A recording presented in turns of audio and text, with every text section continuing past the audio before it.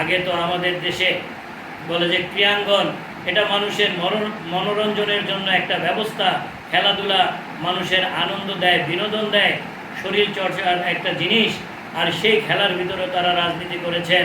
বলে যে আমাদের দেশ, আমাদের দামাল ছেলেরা যখন ভালো খেলে ভালো রেজাল্ট করতে শুরু করেছে, তখন তারা বিভিন্ন সময় বিভিন্ন ফোনের মাধ্যমে আমাদের বিজয়কে ছিনিয়ে নিয়েছেন।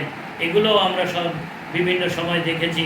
আজকে সেই প্রভাব না থাকার কারণে আমাদের ছেলেরা মেয়েরা বিভিন্ন দেশে বিভিন্ন টুর্নামেন্টে অংশগ্রহণ করে তারা দাপটের সাথে খেলছেন এবং জয়ী হয়ে আমাদের দেশের সুনামকে অক্ষুণ্ণ রাখছেন। এই সব দেখে অনেকের মাথা নষ্ট হয়ে গেছেন এবং তারা বিভিন্নভাবে তাদের প্রভুকে খুশি করার জন্য তারা বিভিন্ন প্রক্রিয়া, বিভিন্ন প্ল্যান বাস্তবায়ন করার জন্য তারা বিভিন্ন ভয়ভীতি প্রদর্শন করছেন। তো তাদেরকে বলতে চাই, আপনারা প্রভুকে খুশি না করে আল্লাহকে খুশি করার চেষ্টা করেন। আল্লাহ যা চায় তাই হয়, আল্লাহর বাইরে কেউ কিছু করতে পারে না। অতএব এই দেশ ও জাতি যদি বাঁচতে হয়, মাথা তুলেই বাঁচতে হবে। বীরের মতো একদিন বাঁচব, 100 বছর বেঁচে কোনো লাভ নাই।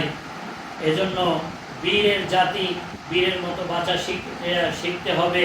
এজন্য যারা স্বৈরাচার, যারা এই দেশের ক্ষতি চায়, তাদের চোখে চোখ রেখে সারা বিশ্বে আমাদেরকে এগিয়ে যেতে হবে।